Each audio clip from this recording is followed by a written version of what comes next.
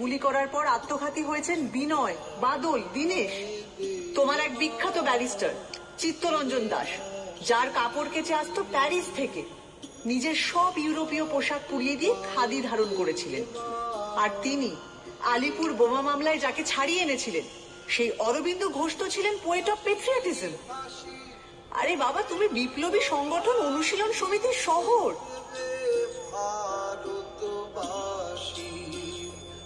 আমি হাসি হাসি করব ফাঁসি, দেখবে ভারতবাসী। একবার বিদায় দে মা, ঘুরে আসি। একবার বিদায় দে মা, ঘুরে আসি।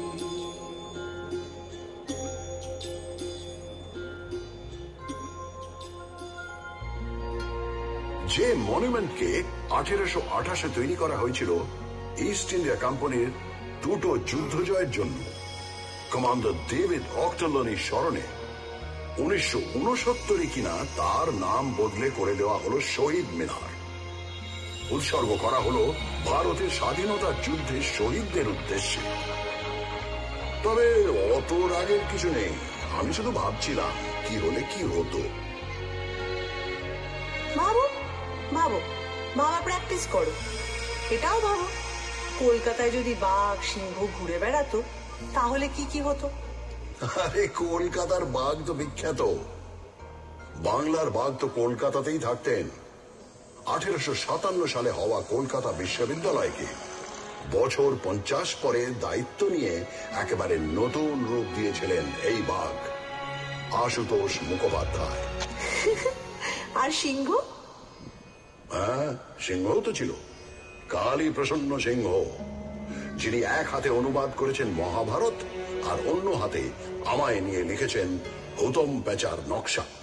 আচ্ছা, বাঘ সিংহ তো বুঝলাম, আর গন্ডার? হ্যাঁ, গন্ডারও আছে। গন্ডার হচ্ছে তারা যাদের চামড়া ভেদ করে কলকাতার অবিশ্বাস্য মনীষীদের কথাগুলো ঢোকেইনি। রামমোহন রায় তাদের কাছে পাটকেল খেয়েছেন, আর বিদ্যাসাগরকে নিয়ে তো ব্যঙ্গ করে গান বেঁধে ঘুরে ঘুরেও গিয়েছেন তারা। এগুলো বরং প্রমাণ করে ওরা সময়ের চেয়ে কত এগিয়ে ছিলেন। বিবেকানন্দকে শুনতে হয়েছে তিনি নাকি সন্ন্যাসী নন, ম্লেচ্ছ দেশে যান, মাংস খান, অথচ তিনি শিকাগোয় গিয়ে ভারতের জয়ধ্বজা উড়িয়ে এলেন অসামান্য বক্তৃতায়।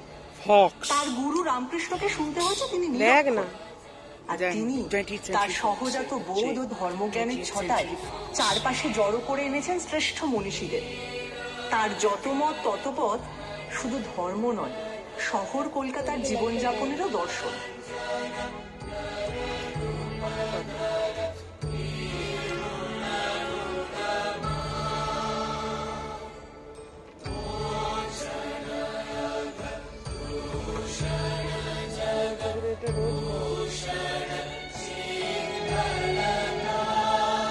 আরে রবীন্দ্রনাথ ঠাকুরকেও কম সইতে হয়নি, তার লেখা সব নাকি আবছা। আর তিনি শান্তিনিকেতন স্থাপন করেছেন হাবিজাবি উদ্দেশ্য নিয়ে। কিন্তু তার নোবেল প্রাইজ এখনো আমার অহংকারের প্রথম পংক্তি।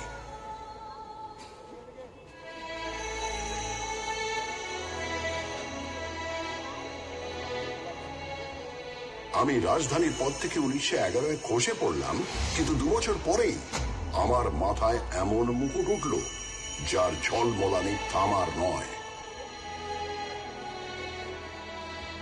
নোবেল কমিটি বলল রবীন্দ্রনাথ ঠাকুরকে প্রাইজ দেওয়া হচ্ছে because of his profoundly sensitive, fresh and beautiful verse. প্রথম ভারতীয় নোবেল পেলেন। সত্যি ভাবা যায় না বলো, একটা শহর থেকে 6 জন নোবেল লরিয়েট এবং 5টা আলাদা ক্ষেত্রে কাজের জন্য। 1902 পেয়েছেন রোনাল্ড রস চিকিৎসাবিদ্যার জন্য।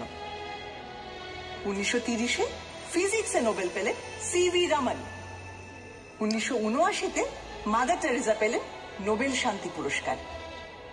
1998 পেলেন অমর্ত্য সেন ইকোনমিক্সে। আবারও 2019 পেলেন অভিজিৎ বিনায়ক বন্দ্যোপাধ্যায়, এবারও ইকোনমিক্সে।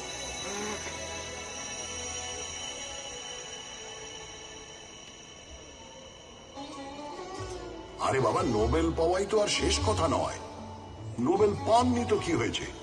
আমার আকাশে জ্বলজ্বল করছেন বিজ্ঞানী জগদীশ চন্দ্র বসু, যিনি উদ্ভিদ বিদ্যা থেকে রেডিও আবিষ্কার অব্দি ছড়িয়ে দিয়েছেন নিজের প্রতিভা।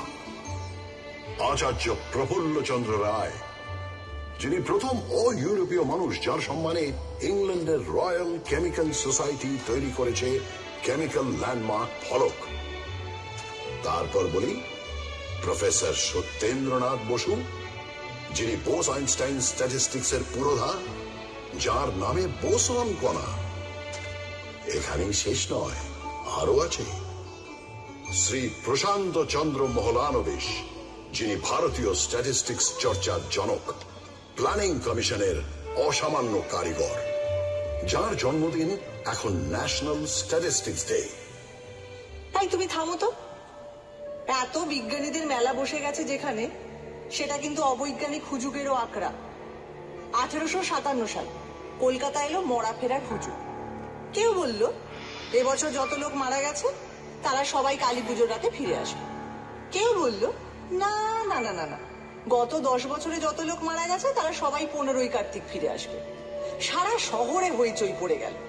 প্রচুর লোক অপেক্ষা করতে লাগলো তাদের মৃত আত্মীয়দের জন্য। গানও বাধা হলো।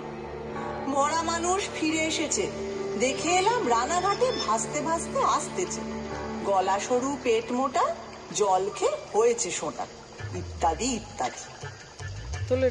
হ্যাঁ, কিন্তু 1979 হুজুগটাও খারাপ নয়। আমেরিকার পাঠানো স্যাটেলাইট স্কাই ল্যাব নাকি ভেঙে পড়বে। সবাই পারলে আকাশের দিকে তাকিয়ে হাঁটে, কেউ কেউ হেলমেট পরে সারাদিন ঘুরত।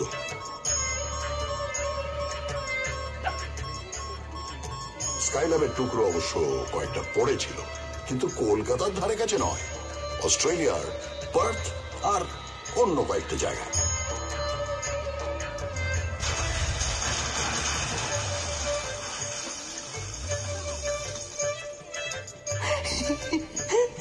আমি বলি কি, সব সেরা হুজুগ হলো গণেশের দুধ খাওয়া। 1995 সালে এক দুপুরে হঠাৎ নাকি গণেশ দুধ খেতে লাগলেন। মন্দিরের গণেশ, ক্যালেন্ডারের গণেশ, ঘুলঘুলির গণেশ, কেউ বাদ নেই। পড়ি মরি করে সবাই দুধ নিয়ে ছুটতে লাগলো। এমন মিরাকেল থেকে বাদ পড়ে গেলে পুণ্যের কোটায় কম পড়ে যাবে যে। তাদের গায়ে নিশ্চয়ই ডিরোজিওর অদৃশ্য ঘুষি পড়েছিল। একটা 17 বছরের অ্যাংলো ইন্ডিয়ান ছেলে হিন্দু কলেজে ইংরেজি পড়াতে এসে তার ছাত্রদের শেখাচ্ছে তর্ক করো, যাচাই করো, যুক্তিবাদী হও, প্রথাকে চ্যালেঞ্জ করো। আর সেই ছাত্ররা, বলা ভালো শিষ্যরা, ইয়াং বেঙ্গল হয়ে তখন দিকে দিকে ছড়িয়ে পড়ছে, সমাজ বদলানোর চেষ্টা করছে। কেউ তো এখানেই হয়েছিল। তারা যেরকম গোড়া ব্রাহ্মণদের ঝাঁকুনি দিয়ে সমাজটাকে শোধরানোর চেষ্টা করত, 70-এর দশকেও একদল ছেলেপুলে নকশাল আন্দোলনের মাধ্যমে সেরকমই একটা ধাক্কা দেওয়ার চেষ্টা করলো। কিন্তু বুলেট আর বোমার প্রতিক্রিয়াও ভীষণ মারাত্মক। আর তখনকার রাজনীতিও ছিল অনেক ঘোর প্যাঁচওয়ালা। রাত্রির জুড়ে বোমা আর পুলিশের জিপের শব্দ, আর দিনের বেলা গঙ্গা জুড়ে উজ্জ্বল যুবকদের লাশ ভেসে যাওয়া দৃশ্য।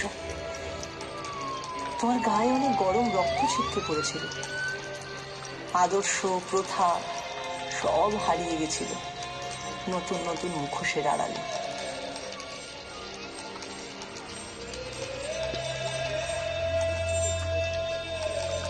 গলাটা কি? ওটাই ছেলের গলাটা বলছে, আর ওপরেরটা মেয়েটা।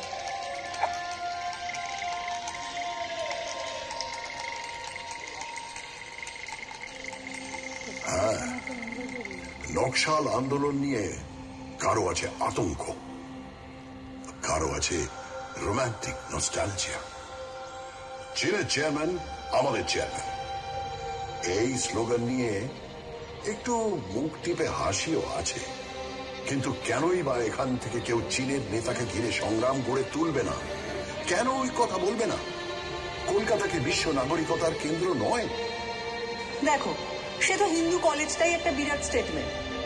ইংরেজি ভাষা শিখতে হবে, পাশ্চাত্য সংস্কৃতি বুঝতে হবে, তাকে নিজেদের সংস্কৃতির সঙ্গে মেলাতে হবে।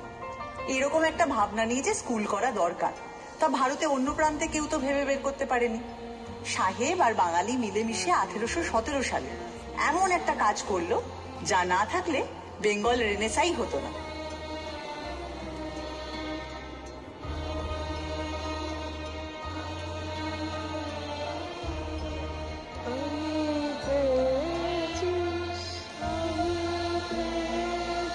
রেনেসাঁর কথা ভাবলে সত্যি দাঁত লেগে যায়।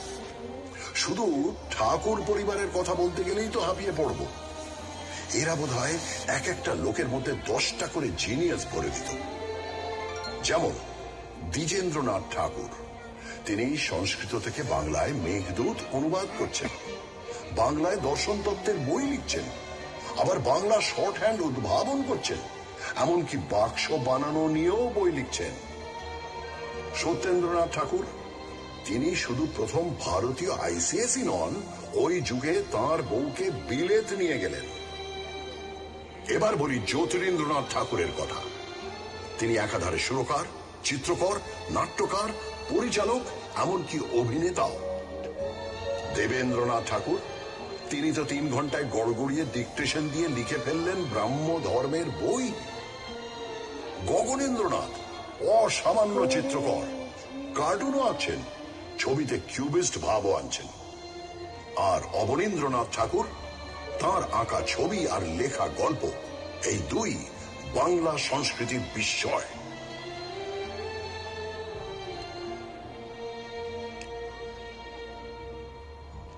কেন রায় পরিবার? উপেন্দ্র কিশোর রায় চৌধুরী বেহালা বাজাচ্ছেন, আবার বাংলা শিশু সাহিত্যের কাঠামো গড়ে দিচ্ছেন, বাচ্চাদের পত্রিকা বের করছেন, আবার হাফটন প্রিন্টিং এ আশ্চর্য আবিষ্কার করে বিপ্লব এনে দিচ্ছেন। তার ছেলে সুকুমার রায় খেয়াল রসের গদ্যে পদ্যে তাক লাগিয়ে দিচ্ছেন, আবার ননসেন্স ক্লাবে প্লেটো বা তুর্গেনেভ নিয়ে কথাও বলছেন। এরা বোধ হয় প্রাচ্য পাশ্চাত্যের গুণগুলোকে একটা গেলাসে গুলে সকালে উঠেই খেয়ে নিতে। ঠিক বলেছ, এই মিলিজুলিটা আমাদের চিরকাল আছে। 1835-এ মেডিকেল কলেজও তো স্থাপিত হয় এখানকার লোককে পাশ্চাত্য ডাক্তারি রীতিতে শিক্ষিত করে তোলার জন্য। আবার এ শহরের নৃত্যশিল্পী উদয় শঙ্কর, তিনি তো বিদেশি নর্তকী আনা পাভলোভার সঙ্গে মিলেই তাঁর বিখ্যাত রাধা কৃষ্ণ ব্যালেটা তৈরি করেন। আর সুকুমার রায়ের ছেলে সত্যজিৎ রায়, যিনি 1955-এ পথের পাঁচালী ছবি তৈরি করে একা হাতে ভারতীয় সিনেমায় নিউ ওয়েভ আনলেন। তিনি তো স্পষ্টই বলতেন, হলিউডের ছবি না দেখলে তিনি নিজের ছবির ব্যাকরণ তৈরি করতে পারতেন না। অথচ সাহেবরা তাঁর ছবির মধ্যে খুঁজে পেত খাঁটি ভারতীয়ত্ব। এই মিশেল, এই আহরণ ও হজম করার ক্ষমতা, এ জিনিস আমার মজ্জায়। ঠিক বলেছ, সত্যজিৎ রায় প্রাচ্য পাশ্চাত্যকে সমান মুগ্ধ করেছেন। আর এই জন্যই 1992 সালে তিনি পেলেন লাইফ টাইম অ্যাচিভমেন্ট অস্কার পুরস্কার।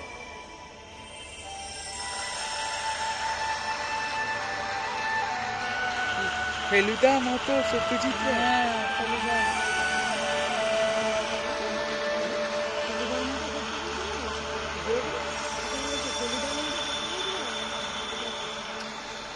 হ্যাঁ, কিন্তু এটা ভুলো না, ওই বছরেই সত্যজিতেরই গোড়ার দিকের ছবির ক্যামেরাম্যান সুব্রত মিত্র, তিনি পেলেন Eastman Kodak life time achievement for excellence in cinematography. অদ্ভুত, সুব্রত মিত্র পৃথিবীর এক সেরা ক্যামেরাম্যান, কিন্তু তার নামটা সেভাবে প্রচারই পেল না। এই আনসাং হিরোদের নিয়ে তোমার এই হইচইটা একটু বোঝাও তো, এটা আদিক্ষেতা না উদারতা? আমি না ঠিক আন্দাজ করতে পারি না। কারণ নামে প্রশংসা করলে কলকাতায় এরা তক্ষুনি আরেকটা নাম পকেট থেকে ফস করে বের করে বলে, উনি তো দর পেলেন না কিন্তু মহান ছিলেন। হ্যাঁ, বলবো নয় বা কেন? কলকাতার মানুষ যেমন জয়ীকে নিয়ে নাচানাচি করে, তেমনি তথাকথিত পরাজিতকেও তার মূল্য দিতে জানে। যিনি প্রাইজ পাননি, অখ্যাতি নিয়ে মারা গেছেন, তাকেও পুজো করতে জানে। কারণ সে বোঝে একজন স্রষ্টার মূল্য তিনি কতটা সোনা কুড়োলেন তা দিয়ে বিচার হয় না, কতটা সোনা বিলোলেন তা দিয়ে মাপতে হয়। তাই রবীন্দ্রনাথ যতদিন, জীবনানন্দ দাশ ততদিন, সত্যজিৎ রায় যতদিন, ঋত্বিক ঘটক ততদিন, শম্ভু মিত্র যতদিন, বাদল সরকার ততদিন, সুনীল গঙ্গোপাধ্যায় যতদিন, কমল কুমার মজুমদার ততদিন। পঙ্কজ রায়কে আমরা মাথায় তুলে রাখব, সুটে ব্যানার্জিকেও, হেমন্ত মান্না সন্ধ্যাকেও সিংহাসন দেব, সুচিত্রা মিত্র, কণিকা বন্দ্যোপাধ্যায়কেও পুলিশ জানাবো, সঙ্গে নির্মলা মিশ্র, প্রতিমা বন্দ্যোপাধ্যায়কেও, নিখিল ব্যানার্জির সেতারে বুঁদ থাকবো। এগুলো হুজুগ নয়, এক্সট্রা সচেতনতা।